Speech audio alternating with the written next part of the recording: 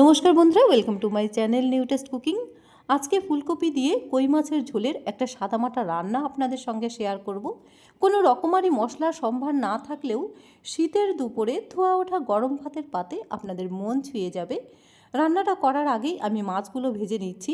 কই মাছগুলো কেটে বেছে ভালো করে পরিষ্কার করে ধুয়ে নেওয়ার পর মাছের গায়ে বেশ ভালো করে লবণ হলুদ মাখিয়ে নিয়েছিলাম। মাছ ভাজার জন্য কড়াইটাকে ভালো করে গরম করে নিয়েছি। কড়াইটাকে যদি বেশ ভালো করে গরম করে নেওয়া যায় তাহলে মাছ ভাজার সময় কড়াইয়ের তলাতে কিন্তু ধরে লাগে না। কড়াইটা গরম হয়ে গেলে বেশ খানিকটা সর্ষের তেলও গরম করে নিয়েছি। এবার গরম তেলে মাছগুলো দিয়ে নেওয়ার পর উল্টে পাল্টে বেশ ভালো করে ভেজে নেব। মাছগুলো আমার ভেজে নেওয়া হয়ে গেছে, একটা প্লেটের মধ্যে তুলে নিচ্ছি।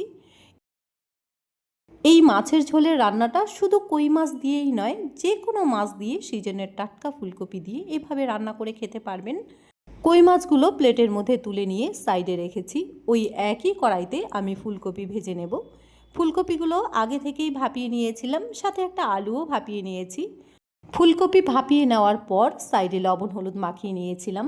আমি কিন্তু ফুলকপি ভাজার সময় সাথে আলু দিই না। আলু দিলে ফুলকপি কিন্তু সুন্দরভাবে ভাজা হবে না।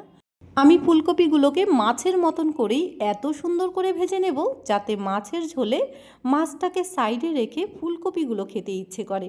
ফুলকপিগুলোকে আমি উল্টে পাল্টে বেশ সুন্দর করে ভেজে নিয়েছি, যেভাবে আমি মাছগুলো ভেজেছিলাম। ফুলকপিগুলোও প্লেটে তুলে সাইডে রেখে দিলাম। ওই একই কড়াইতে আলুগুলো ভেজে নিচ্ছি। আলু খুব বেশি না ভাজলেও হবে, আলুটা ভেজে নেওয়া আপনাদের পছন্দ মতন ভেজে নেবেন। আমি হালকা ভেজেই আজকে নামিয়ে নিলাম। নামিয়ে নেওয়ার পর এবার রান্নার জন্য একটা কড়াই বসিয়ে দিয়েছি। আর রান্নার আগে একটা মশলা রেডি করে নেব। শুকনো খোলায় হাফ চা চামচ গোটা জিরে আমি টেলে নিচ্ছি।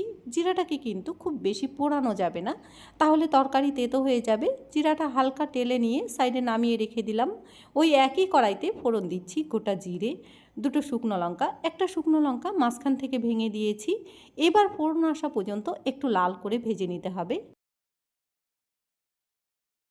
ফোড়ন এসে গেলে ফুলকপি আলু ভাজা একই সাথে দিয়ে নেব। কয়েক সেকেন্ড ফোড়নের সাথে একটু নাড়াচাড়া করে নিচ্ছি, যাতে ফোড়নের তেলটা ফুলকপির ভেতরে সুন্দরভাবে ঢুকে যায়। কয়েক সেকেন্ড নাড়াচাড়া করে নেওয়ার পর এবার তরকারিতে ঝালের জন্য আমি কাঁচা লঙ্কা বাটা দিয়েছি।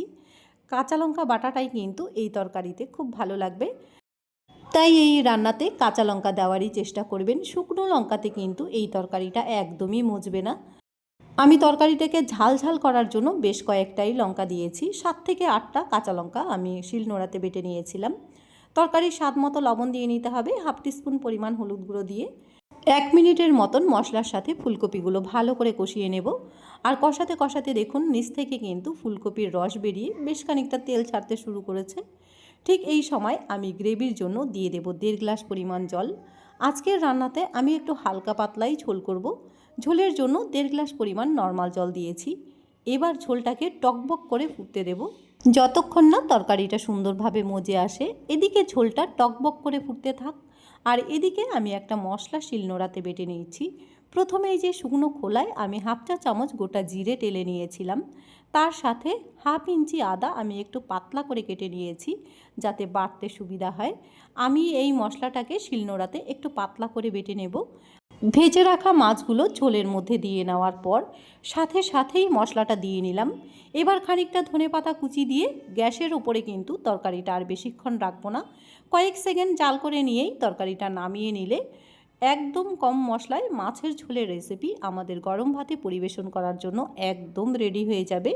সিজনের ফুলকপি দিয়ে যে কোনো মাছই এভাবে রান্না করে খেয়ে দেখুন।